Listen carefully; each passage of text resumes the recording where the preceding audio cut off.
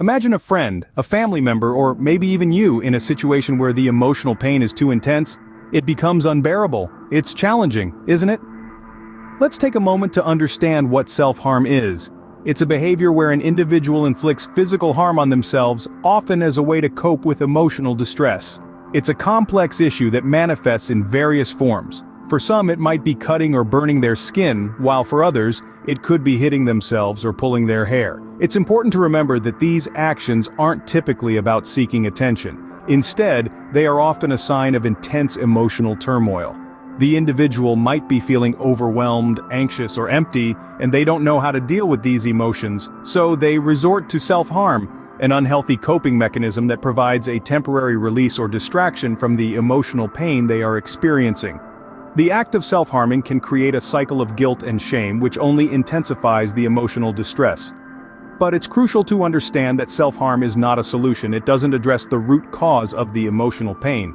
It only provides a temporary reprieve, and over time the individual might feel the need to self-harm more frequently or severely to get the same relief.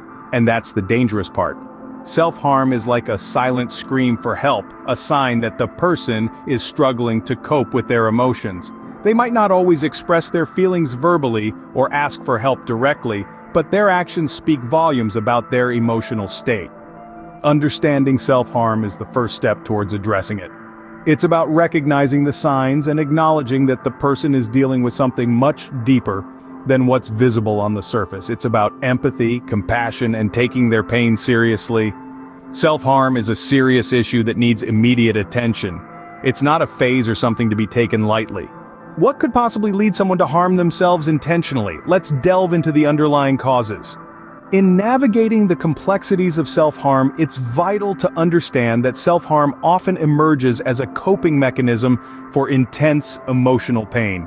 It's not simply an attention-seeking behavior or a means to get sympathy, as popular misconceptions may suggest. One common cause of self-harm is mental health disorders. Conditions such as depression, anxiety, borderline personality disorder, and eating disorders often coexist with instances of self-harm. These disorders can create a whirlwind of emotions that may feel overwhelming, leading some individuals to self-harm as a way to regain control or to express their inner turmoil physically. Trauma, too, plays a significant role.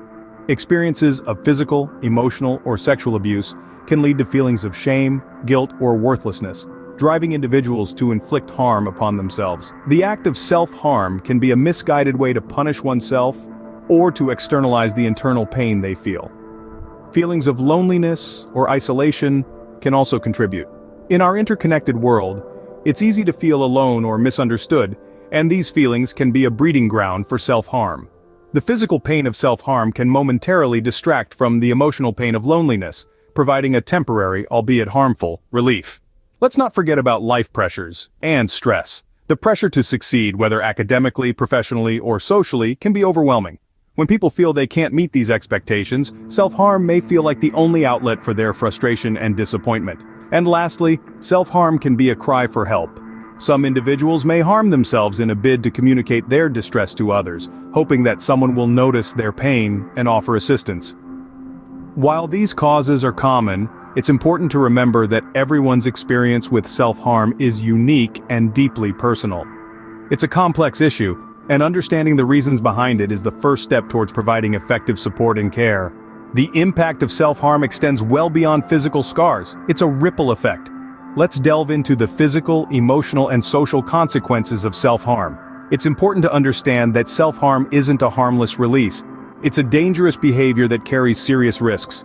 Starting with the physical effects, self-harm often leads to infections. Every cut, burn, or bruise opens the door for bacteria to invade the body. These infections can range from minor to life-threatening. Permanent scarring is another physical effect. These scars can serve as constant visual reminders of past pain and can lead to feelings of shame or regret. More serious still is the risk of severe harm or accidental suicide. Many individuals who self-harm may underestimate the danger of their actions. A cut too deep, a burn too severe, can quickly escalate from self-harm to a life-threatening situation. Moving on to the emotional effects, self-harm is often a symptom of underlying emotional distress. It can be a misguided coping strategy for dealing with feelings of sadness, anger, emptiness, or guilt. However, the relief provided by self-harm is temporary. Over time, the emotional turmoil returns, often more intense than before. This can lead to a vicious cycle, with self-harm becoming a regular response to emotional pain. Finally, let's consider the social effects of self-harm. Individuals who self-harm often go to great lengths to keep their behavior a secret. This secrecy can lead to isolation, withdrawal from friends and family, and a profound sense of loneliness. It can also create a barrier to seeking help and support. Moreover, when the self-harm is discovered, it can lead to misunderstanding, judgment, or stigma from others. This can further exacerbate feelings of shame and isolation. The effects of self-harm are far-reaching, touching all aspects of an individual's life, and that's why it's crucial to seek help. It's not a matter of willpower or strength, it's about recognizing when you need support and taking the brave step to reach out for it. How do you help someone who's hurting themselves? It's a difficult question, but there are answers. When you find out that someone you care about is self-harming, it can leave you feeling shocked, scared, and unsure about what to do next. Here are some steps you can take to approach them with empathy, understanding, and patience. Firstly, it's crucial to educate yourself about self-harm. Understanding what it is and why people do it can help you approach the person with compassion. Remember, self-harm is often a coping mechanism for emotional pain or distress, not a bid for attention or a sign of suicidal intent. Secondly, avoid judgment. It's easy to react with fear or anger, but these responses can often isolate the person further. Instead, approach them with an open mind and heart, expressing your concern without placing blame or guilt. Thirdly, listen. Sometimes the most powerful thing you can do is to simply be there, offering a safe space for them to share their feelings. Don't rush to offer solutions or advice, just listen. Fourthly, encourage them to seek professional help. Therapists and counselors trained in dealing with self-harm can provide the necessary guidance and support. Remember, it's not your responsibility to fix the problem. Instead, your role is to support and guide them towards the help they need. Offer resources such as support groups and hotlines. These can provide immediate assistance and an understanding community for those struggling with self-harm. For instance, the National Self-Harm Network and the Self-Injury Outreach and Support are two organizations that offer online resources and forums. Lastly, take care of yourself. Supporting someone who self-harms can be emotionally draining. It's important to look after your own mental health too. Reach out to your own support networks or consider seeking professional help to manage your feelings. Remember, your support can make a significant difference in someone's life. Your patience, understanding, and empathy can help guide them towards the road to recovery.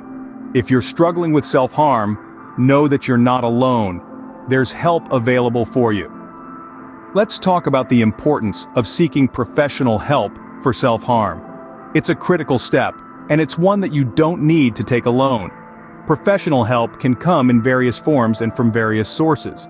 Therapists, for instance, are trained to understand the complexities of self-harm and can provide strategies to cope with the feelings that lead to such actions. They can help you explore the underlying issues that may be causing you to hurt yourself, and work with you to develop healthier coping mechanisms. You might also consider reaching out to a psychiatrist. They can assess whether medication might be beneficial for you, in addition to therapy. Another immediate and accessible resource is crisis hotlines. They are available 24 hours a day, 7 days a week. Trained professionals on the other end of the line can provide immediate support and help connect you with long-term resources in your area. Don't underestimate the power of personal connections either. Trusted individuals in your life, be it friends, family, or mentors, can provide emotional support as you navigate this difficult journey. They might not fully understand what you're going through, but they can listen, offer comfort, and help you find professional resources. Remember, seeking help isn't a sign of weakness, but a testament to your strength. It takes courage to admit that you're struggling and to reach out for assistance. It's okay to lean on others and let them help carry your burden. And while professional help is crucial, it's also important to cultivate self-compassion. Be patient with yourself. Healing takes time and there may be setbacks, but each step you take towards seeking help is a victory worth celebrating. Remember, it's okay to ask for help. You don't have to fight this battle alone. There are people who want to support you and resources available to help you heal. You're not alone in this journey, and with help, you can move forward towards a healthier, happier life.